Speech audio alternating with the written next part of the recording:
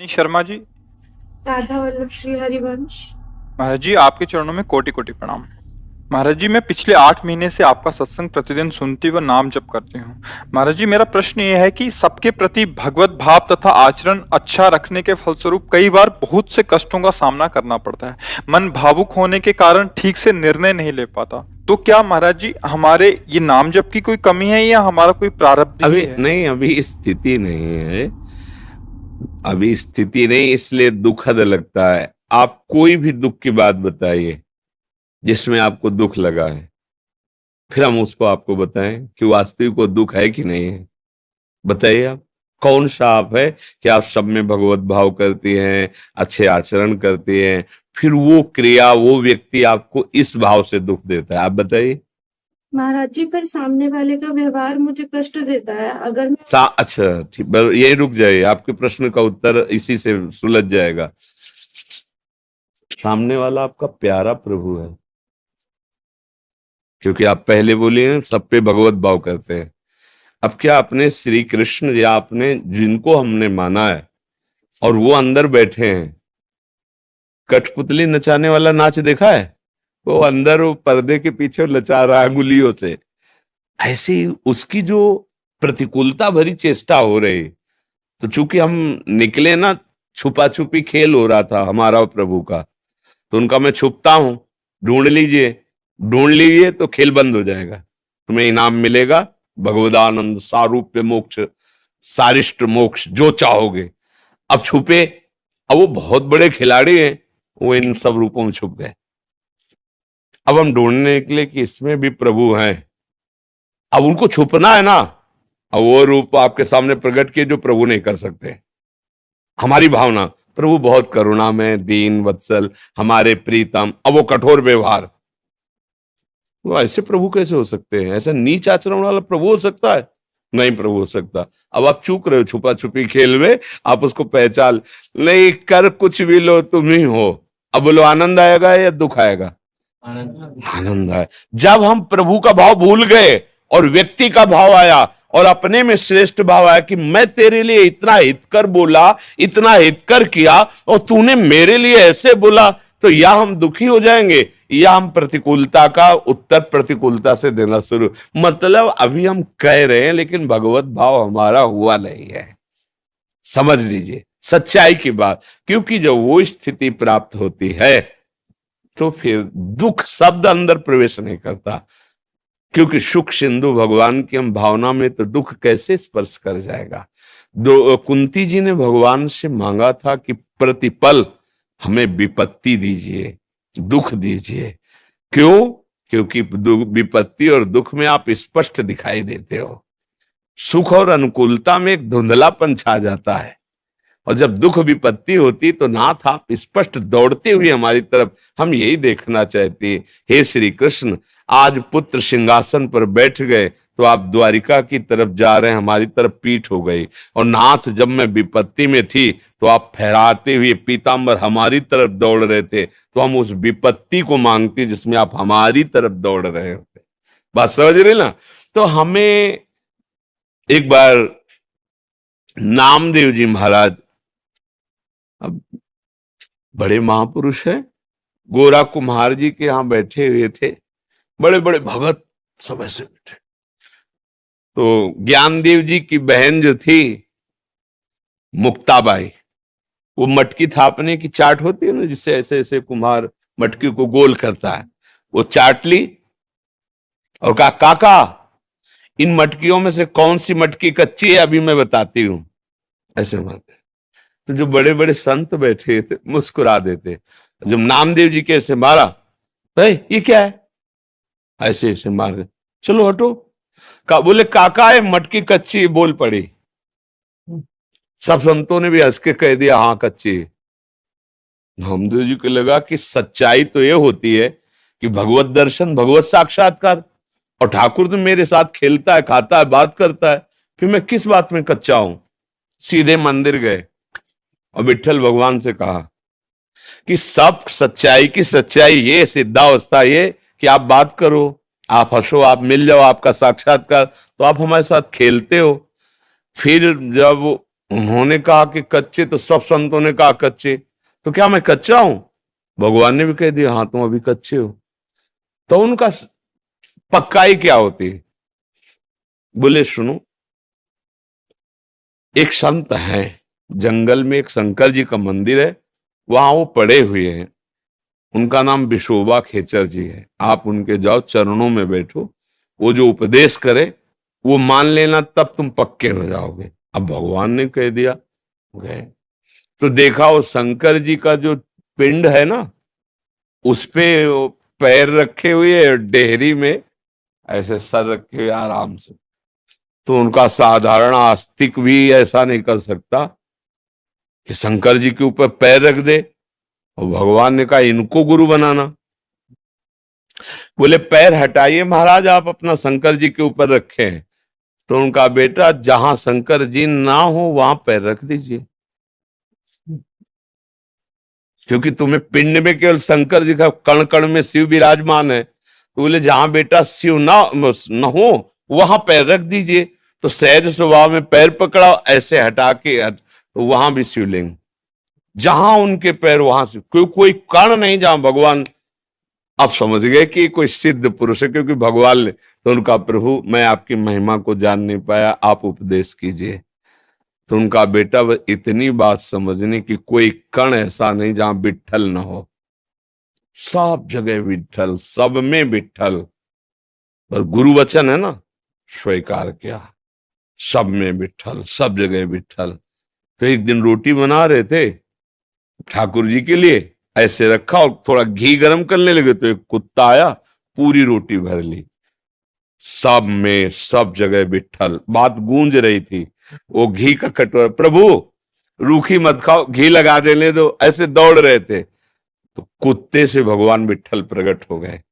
और उनका देखा, तुमने पहचान लिया ना, जब वो बालिका आपके तो आप मंदिर में शिकायत करने आए थे, आज जब गुरु कृपा हो गई, पक्के हो गए, तो कुत्ते में भी तुमने मुझे ढूंढ लिया।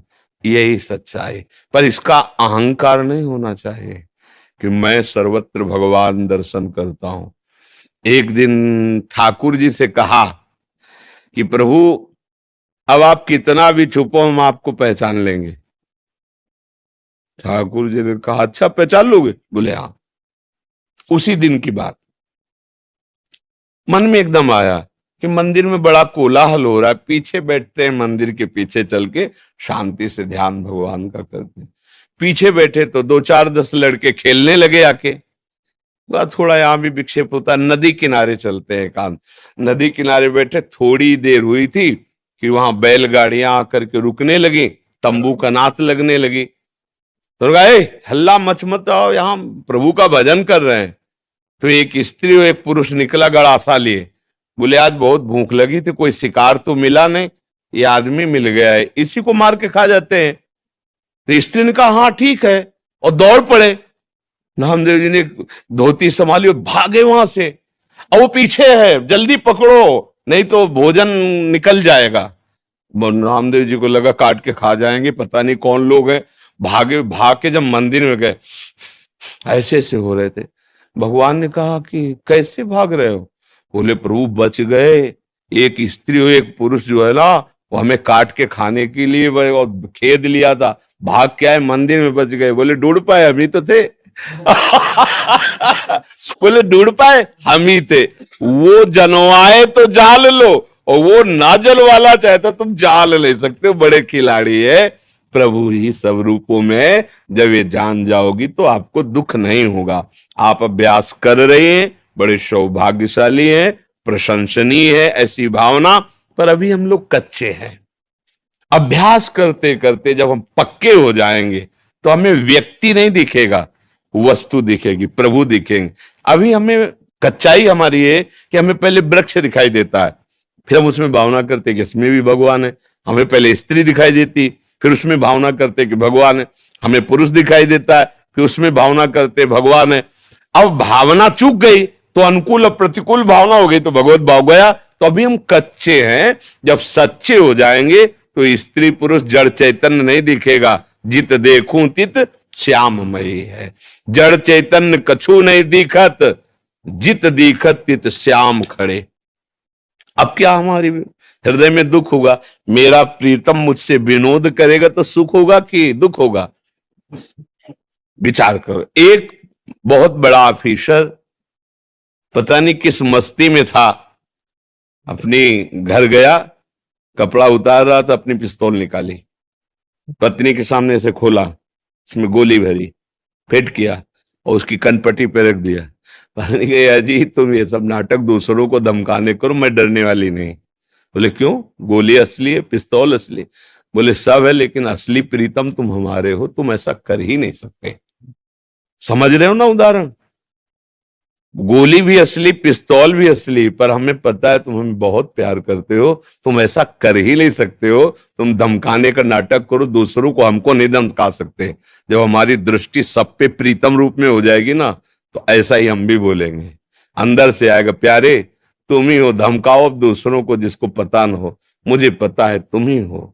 अब तुम हमें बहुत प्यार करते हो, ऐसा कर ही नहीं सकते तुम जो करोगे वो सब हमारे मंगल के लिए करोगे, फिर हमें दुख काहे को होगा? दुख व्यक्ति को देख के होता है, प्रभु को देख के थोड़ी होता है। तो अभी हम अभ्यास में प्रयास कर रहे हैं, अभी हम उस अवस्था को प्राप्त नहीं हुई जो दुख सुख से परे है। इसलिए मुझे परेशान नहीं होना चाहिए, अभ्यास हमें और बढ़ाना चाहिए। थोड़ी देर बाद हमको इसी विचार पे फिर मन को लाना चाहिए। और सच्ची मानिए, कोई ना कोई हमारे कर्म प्रारब्ध का क्षय होना होता है, तब किसी रूप में वो लीला होती है जो प्रतिकूल होती है, अन्यथा नहीं होता। कहीं ना कहीं ऐसा है कि जो हमारा पूर्व कर्म हमें बाधा देना चाहता है, वो थोड़ी प्रतिकूलता, क्योंकि हम सत्य भाव में चल रहे हैं, तो थोड़ी प्रतिकूलता आई और उसका शमन हो जाता है। हमें बहुत विवेकवान, ये विवेक का मार्ग है, ये बाहरी प्रमाणों से नहीं, अंतर के प्रमाणों से समझा जाता है। श्री हरिवंश महाराज जी, आपके चरणों में कोटि कोटि प्रणाम। गुरुदेव भगवान, सत्संग में बहुत बार दो सूत्र बताए जाते हैं। पहला, निर्मल मन जन सो मोहि पावा, यानी निर्मल मन वाले को ही भगवत प्राप्ति होती है। दूसरा सूत्र कि जिस तरह अनपढ़ और बुरे आचरण करने वाले पुत्र को भी पिता की संपत्ति का पूरा अधिकार मिलता है, उसी तरह हम अच्छे हों या बुरे हों, हम श्री जी के हैं, इस बात से हमें भगवत। हाँ, बहुत सुंदर और मनन किया हुआ प्रश्न, आपके प्रश्न की प्रशंसा है। तो पहली बात, जो निर्मलता की बात कही गई, उसमें जो मल है वो जगत का अपनापन है। जो हम संसार से अपनापन किए हुए उसे मल कहते हैं। समझ रहे हो?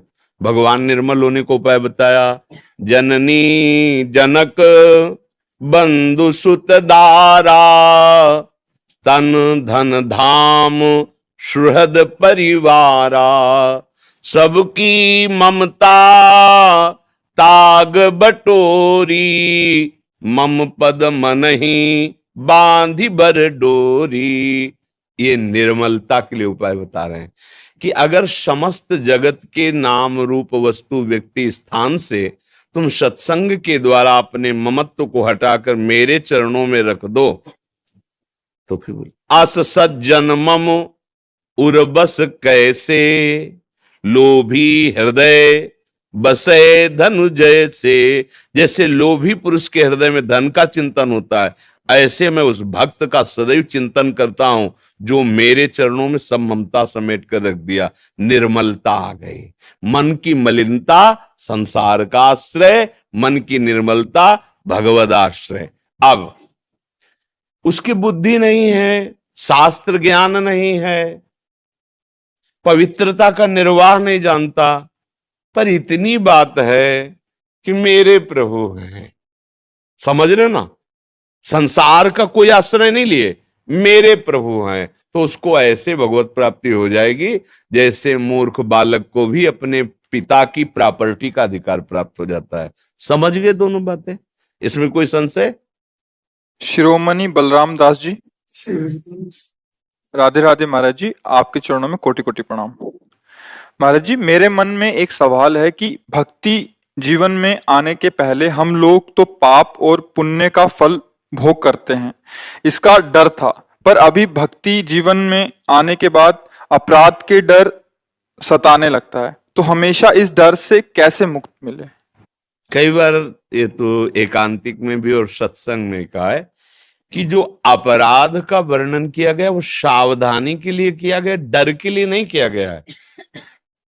जो पाप है वो डरने वाली बात है। जैसे हम वासना से युक्त होकर किसी माता बहन की तरफ काम दृष्टि से देखें, कोई चाहे गृहस्थ हो चाहे विरक्त हो, ये पाप है, इसे डरो, तुम्हारी दुर्गति हो जाएगी इससे, चाहे जिस वेश में हो चाहे जिस उद्देश्य के पथिक हो। अगर गृहस्थ हो तो पाणी ग्रहण संस्कार रूपी धर्म मर्यादा स्थापित की गई है, और विरक्त हो तो आजीवन नैष्ठिक ब्रह्मचर्य रहकर जितेंद्रिय बनो, इंद्रियों को, ये पाप कर्म है। अब जैसे हम ठाकुर सेवा कर रहे हैं उसमें 32 अपराधों का वर्णन किया गया है, नाम जप कर रहे हैं उसमें 10 नामापराधों का वर्णन किया गया, धाम वास कर रहे हैं उनमें अपराधों का वर्णन किया गया है, साधु संग कर रहे हैं वैष्णव अपराधों का वर्णन किया गया है। ये भयभीत होने के लिए नहीं किया गया है, ये सावधानी के लिए कि आप ऐसे चलोगे तो साधु संग का उत्तम रंग मिलेगा, धामवास का उत्तम फल मिलेगा, नाम जप का उत्तम फल मिलेगा। ये व्यर्थ जाने वाला नहीं है। साधु संग, धाम, नाम, ठाकुर सेवा, ये व्यर्थ जाने वाला नहीं है कि पता नहीं अपराध लग जाए तो सेवा व्यर्थ चली जाएगी। नहीं, सेवा में और हमारी उन्नति हो, रुचि बढ़े, इसके लिए सावधानियां। वो जो 32 सेवा अपराध हैं, 10 नामापराध हैं, वैष्णव अपराध है, धामापराध है, इसका अपराध की जगह सावधानी शब्द आप मान लीजिए कि हम किस सावधानी से चले जिससे नाम हमारे हृदय में प्रकाशित हो जाए। हम किस सावधानी से धाम में वास करें जिससे धाम हमारे हृदय में प्रकाशित हो जाए। किस सावधानी से सत्संग करें जिससे सत्संग जो बोला जा रहा है वही हम अपने आचरण में उतार सके। किस सावधानी से हमारा जीवन होना चाहिए, वो भयभीत होने के लिए नहीं है कि अब नामापराध से भयभीत हुए तो नाम जब छूट गया, धामापराध से भयभीत हुए धाम से बाहर हो गए, सेवा अपराध तो फिर से ठाकुर सेवा छूट गई, वैष्णव अपराध तो संत संग, नहीं तो बचा क्या, अपराध है, अपराध तो बचा। चैतन्य को स्पेशली बोला है कि वैष्णव अपराध से तुम हमेशा दूर रहो। तो सावधानी, सावधानी क्या होता है ना, कभी कभी अनजाने में भी आप समझो। वैष्णव अपराध किसे कहते हैं इसे समझो। जैसे आप हमारे पास आए हैं, आप अपने कुछ दोष वर्णन करें, तो हमको क्या चाहिए कि जैसे हमारे सामने कोई साधु वेश में है और कुछ त्रुटियां वास्तविक हमें दिखाई दे रही है, तो एक दोस्त जैसे अपने दोस्त को सुधारने के लिए, भाई देखो आप ये जो इसको हटाइए, और दूसरा जब कहे कि वो ऐसा दोषी है तो हमको मान, देखो दोष हम सबके अंदर है, भगवान के मार्ग में चला, अभी कोई सिद्ध तो हो ही नहीं गया, तो कुछ दिनों बाद जब इसका और साधन बढ़ेगा तो दोष रहित हो जाएगा। हम किसी वैष्णव को देख करके, अब मान लो आज वेश धारण किया है, आज ही तो सिद्ध नहीं हो जाएगा ना, तो उसमें कुछ संस्कार, कुछ त्रुटियां पूर्व के हैं जो स्वाभाविक प्रस्तुत होंगे, हमको उन देख करके निंदा नहीं करनी। भगवान आदेश करते हैं, अपिचेत सुदुराचारो भजते माम अनन्य भाग साधुरेव समंतव्य सम्यक व्यवसिता हिसा। अब इसको समझो, वो सांगोपांग दुराचार करता रहा है, सांगोपांग मतलब कोई अंग नहीं छोड़ा पाप का, सारे अंग। अब उसके हृदय में एक बात है कि मेरा कल्याण कैसे होगा, एकमात्र भगवान ही मुझे पावन कर सकते हैं। हे श्री कृष्ण, मैं आपकी शरण में हूं। भगवान उसके लिए क्या कह रहे हैं, अब तुम इसे साधु मानो, क्यों, मैं इसे बनाऊंगा साधु। हो गया, हो गया, क्योंकि इसने मेरा केवल भरोसा लिया है। अब मेरा भरोसा ले लिया तो पापाचारी कैसे होगा। अब वो भगवान जिसकी डोर पकड़ लिए तो विजय श्री उसी के तो हाथ में है। यत्र योगेश्वरा कृष्णो यत्र पार्थो धनुर्धरा तत् श्री विजयो भूत। जंगहा लोहा तब तक जंगहा रहा जब तक पारस का स्पर्श नहीं हुआ। पारस हो गया, अब लोहा लोहा नहीं रहा, अब स्वर्ण बन जाएगा। क्षिप्रम भवति धर्मात्मा, मैं बनाऊंगा, करूं सद्यते साधु समाना, मैं उसे साधु बनाऊंगा। तो बात यहां यह है कि हम किसी संत को देखकर, किसी वैष्णव को देखकर, उसकी किन्हीं कमियों को देखकर हम निंदा आदि ना करें। भगवान का दास है, सुधार लेंगे। अच्छा, अब क्या होता है कुछ छल कपटी लोग ये महापरम पावन पूज्य वेश को धारण करके ना भगवान की प्राप्ति उद्देश्य है, ना समाज को मंगलमय देखने का उद्देश्य है, अपनी वासनाओं की पूर्ति के लिए फिर इसकी निंदा जब होती है तो फिर सच्चे जो सतमार्ग के पथिक है वो हमारी जब दृष्टि खराब हो जाती है ना, फिर उन पर भी दृष्टि इसी भाव से जाती है, अब अपराध बन जाता है, अब गलती हो जाती है। इसलिए इन सावधानियों के लिए कहा गया है।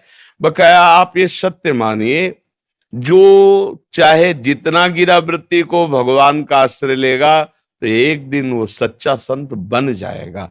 अब संत का भेष केवल रखा है हमने इसीलिए, वासनाओं की पूर्ति के लिए, तो चाहे 50 साल हो जाए, चाहे 50 जन्म हो जाए, बात बनेगी नहीं। आश्रय भगवान का लिया है, एक दिन महात्मा बन जाएगा, सच्चा बन जाएगा। बीमार है, अब भी बीमारी है, डॉक्टर की समीप पहुंच गया है, ठीक हो जाएगा। ये मार्ग है। इस बात को अब जब हम ठाकुर सेवा कर रहे हैं तो हमसे कौन कौन सी गलतियां नहीं होनी चाहिए उनका वर्णन किया गया है। नाम जप रहे कौन कौन सी गलतियां नहीं होनी चाहिए उनका वर्णन किया गया है। अगर गलतियां हो गई तो उसी से समाधान भी होगा ना। अगर वैष्णव अपराध बन गया तो वैष्णव ही तो क्षमा कर देगा।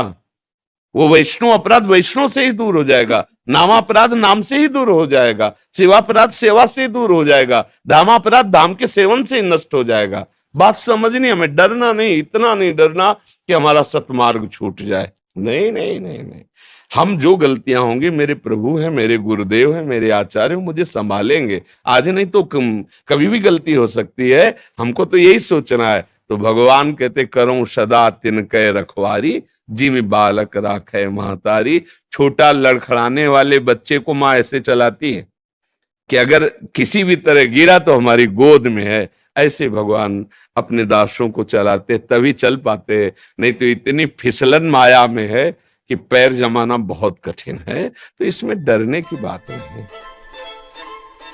दोस्तों, अगर अभी तक आपने मेरे चैनल मैं हूं तो को सब्सक्राइब नहीं किया है तो भगवान श्री कृष्ण का नाम लेके अवश्य कर लीजिए। प्रभु श्री कृष्ण आपकी हर मनोकामना पूरी करेंगे। अपने सच्चे मन से अपने हृदय में भगवान का रूप बसा के मन में प्रभु का ध्यान करते हुए बोलिए राधे राधे। फिर देखिए आपकी हर मुश्किल कितनी आसानी से दूर हो जाएगी। जय श्री कृष्ण।